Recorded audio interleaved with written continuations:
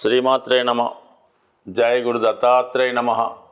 ఈ వీడియోలో మనం ఏప్రిల్ 3వ తారీఖు నుంచి జూన్ 6వ తారీఖు మధ్యలో కర్కాటక రాశిలో సంచరిస్తున్నటువంటి కుజగ్రహ ప్రభావం ఏ విధంగా ఉండబోతుంది అనే విషయాన్ని పరిశీలించినప్పుడు ఈ కుజుడు చాలా వరకు ఎవరి జాతకంలో బలంగా ఉంటాడో వారు జీవితంలో స్వయం కృషితోనే ఎవరి సహకారం లేకుండా జీవితంలో పైకి రావడం జరుగుతూ ఉంటుంది. కన్యా రాశి వారికి కర్కాటక రాశిలో 65 రోజుల పాటు సంచరించబోతున్నటువంటి కుజగ్రహ ప్రభావం కన్యా రాశి వారి మీద ఏ విధంగా ఉండబోతుంది అని పరిశీలించినప్పుడు కన్యా రాశి వారికి అత్యంత పాపగ్రహం కుజగ్రహం. మిగతా రాశుల వారి కన్నా ఈ కన్యా రాశి వారి మీద కుజదోషం ఎక్కువగా ఉండడం జరుగుతూ ఉంటుంది. వారి యొక్క జన్మ జాతకంలో కుజుడు ఏ భావంలో ఉంటే ఆ భావ ఫలితాలని పాడు చేయడం జరుగుతూ ఉంటుంది. అలాగే గోచారరీత్యా కూడా ఈ విధంగా కుజుడు ఏ భావంలో ఉంటే ఆ భావానికి తగిన ప్రాబ్లమ్స్ రావడం జరుగుతూ ఉంటుంది. అయితే ఏంటంటే మరి ప్రస్తుతం కన్యా రాశి వారికి ఏకాదశ స్థానంలోకి కుజుడు రావడం జరిగింది. ఏదన్నా 11వ స్థానంలో ఏ గ్రహం వచ్చినా జాతకుడికి ఫైనాన్షియల్ సపోర్ట్ ఇవ్వడం జరుగుతుంది. అతను దేనికోసం అయితే ప్రయత్నం చేస్తుంటాడో ఆ ప్రయత్నం నెరవేరే అవకాశం ఉన్నది. అంటే కుజుడు స్వభావ సిద్ధంగా భూములకి, అన్నదమ్ములకి, ధైర్యానికి, రక్తానికి, వివాహానికి కారణమవుతూ ఉంటాడు. సాధారణంగా ఈ కన్యా రాశిలో ఎవరైతే అమ్మాయిలు వివాహం కొరకు ఎదురు చూస్తూ ఉంటారో ఎన్ని ప్రయత్నాలు చేసినా వివాహ ప్రయత్నాలు నెరవేరకుండా ఉండడం జరుగుతూ ఉంటుంది.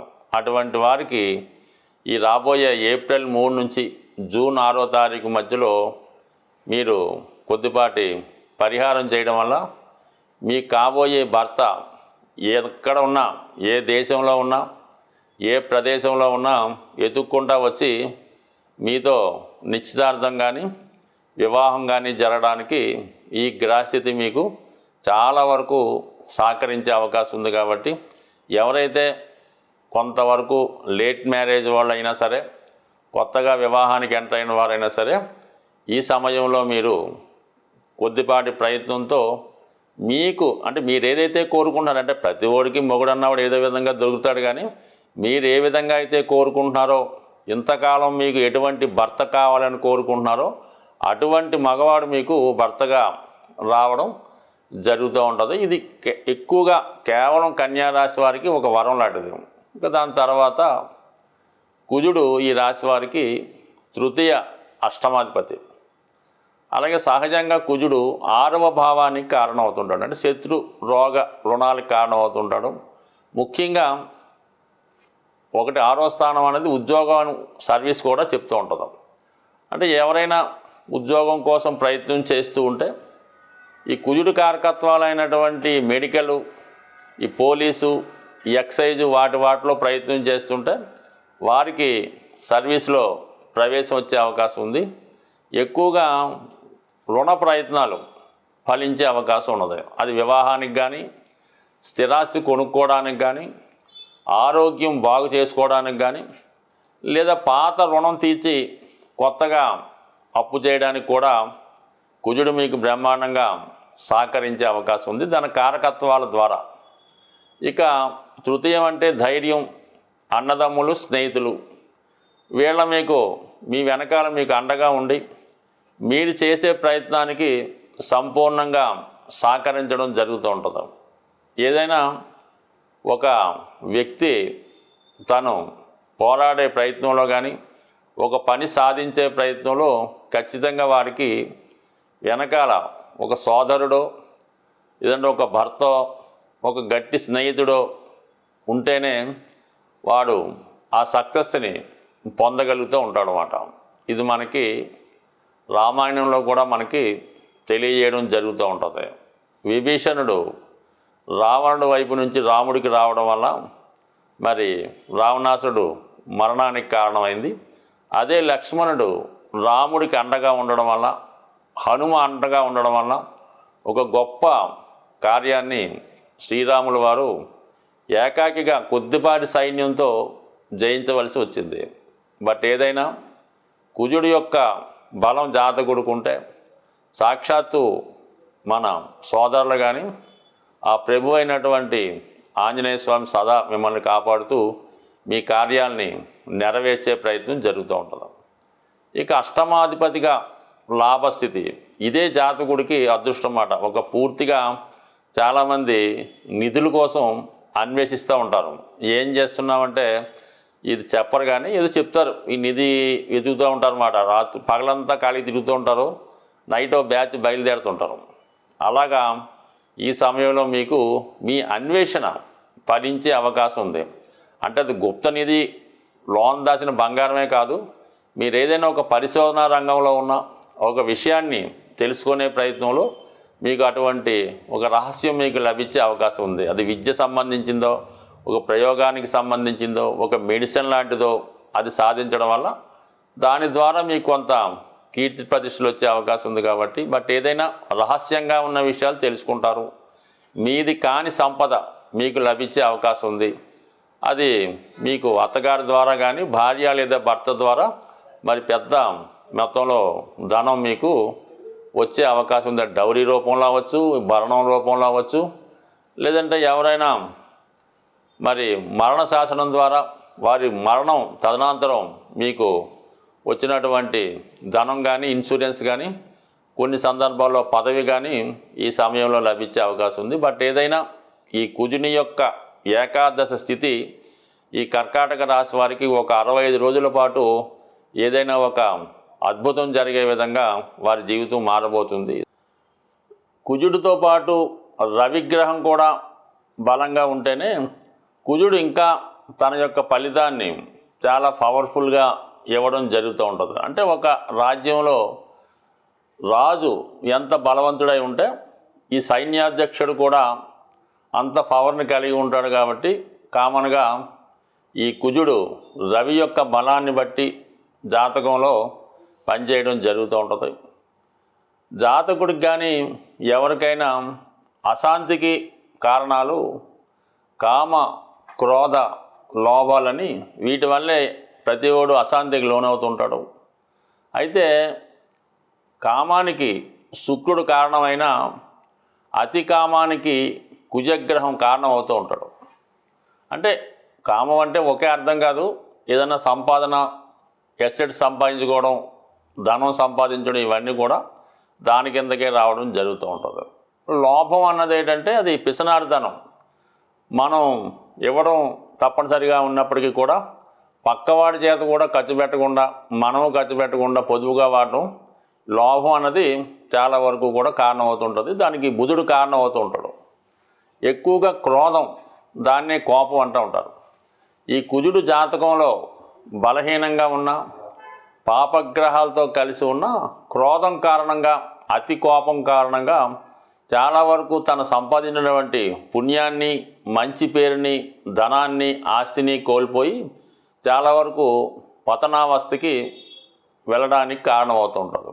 ఇది కామన్గా ఈ క్రోధం ఎక్కువ అవడం వల్ల అటు మహాభారతంలో ఈ దుర్యోధనుడు అవ్వచ్చు, అలాగే రావణాసురుడు అవ్వచ్చు, ఈ విధంగా ప్రముఖ ఈ వీళ్ళంతా కూడా ఈ రాక్షస వర్గానికి చెందినటువంటి రావణాసురుడు, అలాగే కంసుడు, బలి చక్రవర్తి, వీళ్ళంతా కూడా ఈ క్రోధం కారణంగా మరి వాళ్ళు మంచి వారి చేతిలో మరణం పొందినప్పుడు కూడా అది ఒక విధంగా మనకి ఒక మెసేజ్ లాగా చెప్పడం జరుగుతూ ఉంటుంది.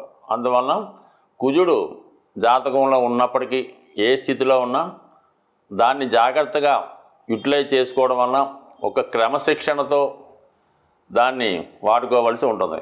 ఏది కూడా అతి అన్నది ఎప్పుడూ మంచిది కాదు. కానీ కంపల్సరిగా ఒక జాతకుడు స్వతంత్రంగా ఎవరి మీద ఆధారపడకుండా నిలబడాలన్నా, తన యొక్క జీవితానికి సరిపోయినటువంటి ధనం, ఆస్తి సంపాదించుకోవాలన్నా, తన వారికి లోటు లేకుండా చూడాలన్నా, ముఖ్యంగా వివాహ జీవితం సంపూర్ణంగా ఆనందంగా ఉండాలన్నా అటు ఆడవారి జాతకంలోనూ ఈ మగవారి జాతకంలో కూడా సోకాళ్ళుగా వివాహ పొంతను చూసినప్పుడు ఈ కుజుని యొక్క, అంటే దాన్నే కుజదోషం అంటూ ఉంటారు, కుజుడు ఉన్న స్థానాలను బట్టి ఇద్దరికి వివాహ పొంతన ఉన్నదా లేదా అన్నది కూడా మెయిన్గా కుజగ్రహ స్థితిని బట్టే పరిశీలించడం జరుగుతూ ఉంటుంది. అందువల్ల ఏంటంటే వివాహ జీవితం సరిగ్గా సాగాలన్నా, తర్వాత సంతానం కలగాలన్నా, భార్యాభర్తలు తగులాడకుండా ఉండాలన్నా కుజుని యొక్క బలం, కుజుని యొక్క స్థితి తప్పనిసరిగా పరిశీలించవలసి ఉంటుంది. కుజుడు మీకు అనుకూలంగా మారాలంటే చాలా ఈజీ మాట. కుజుడు తొందరగా అనుగ్రహించే గ్రహం కాబట్టి కుజగ్రహం మీకు అనుకూలించాలంటే సాధ్యమైనంత వరకు మీరు ఈ మంగళవారం రోజు హనుమాన్ చాలీసా పారాయణ వల్ల, హనుమాన్ని పూజించడం వల్ల, మంగళవారం నియమంగా ఉండడం వల్ల చాలా వరకు మీరు కుజుని యొక్క అనుగ్రహానికి పాత్రలవుతుంటారు. ఇంకో రకంగా కుజుని యొక్క బలం కావాలంటే, ఎనర్జీ కావాలంటే ప్రతిరోజు వ్యాయామం చేయడం వల్ల, నడక రన్నింగు చేయడం వల్ల కుజుడు మీకు ఒక విధమైన శక్తిని, కాన్ఫిడెన్స్ని ఇవ్వడం జరుగుతూ ఉంటుంది. మరి ఇంకా ఎక్కువ కుజుని యొక్క శక్తి కావాలనుకున్నవారు ఏదైనా ఒక జిమ్ ట్రైనర్ ద్వారా ఆ ప్రయత్నం చేయడం వల్ల ముఖ్యంగా కాన్ఫిడెన్స్ పెరుగుతూ ఉంటుంది. ముఖ్యంగా ఎవరైతే నిరుద్యోగులుగా ఉంటారో వాళ్ళు ఏంటంటే ఈ వ్యాయామం, ఫిజికల్ ఫిట్నెస్ ద్వారా చేసుకుంటే అటు ఇంటర్వ్యూలో నెగ్గడానికి కానీ, కాంపిటేటివ్గా ఏ పనైనా చేయడానికి కారణం అవుతూ ఉంటుంది. కాబట్టి యువకులు, ఉత్సాహవంతులు ఆ విధంగా చేయొచ్చు. ఎక్కువగా స్త్రీలు హనుమంతుణ్ణి, సుబ్రహ్మణ్య స్వామిని పూజించుకోవడం, మంగళవారం నియమంగా ఉండడం వల్ల చాలా వరకు మీకు ఈ కుజగ్రహ అనుగ్రహం లభిస్తూ ఉంటుంది. దాని తర్వాత మనం చాలా విషయాల్లో ఓడిపోతున్నాం, ఏదన్నా ఒక భూమి కొనాలంటే అవ్వడం లేదు, అప్పులు తీరడం లేదు అనుకున్న వాళ్ళు కుజుని యొక్క అనుగ్రహం బలంగా ఉన్నవారితో మీరు స్నేహం చేయవలసి ఉంటుంది.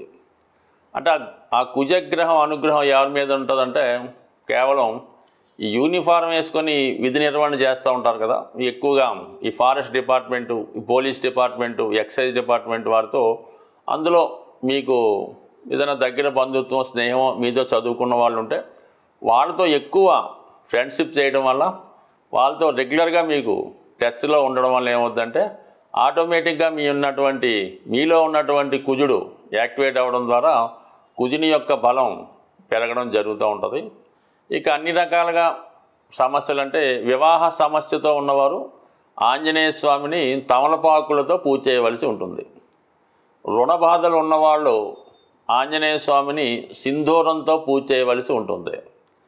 అంటే ఎదటివాడి యొక్క ఈర్ష్యకి, అసూయకి గురైన వాళ్ళు, పెద్ద పెద్ద ప్రాజెక్టులు పెట్టుకొని వాటిని పూర్తి చేయాలనుకున్నవారు ఆంజనేయ స్వామికి వడమాల సమర్పించడం ద్వారా, అలాగే శత్రుబాధలు పోవాలనుకున్నవారు ఆంజనేయ స్వామికి నిమ్మకాయల దండ, సంతానం కావాలనుకున్నవారు ఆంజనేయ స్వామికి వడమాల, ఈ విధంగా ప్రతిదానికి కూడా ఈ స్వామివారి దగ్గర పరిహారాలు ఉన్నాయి.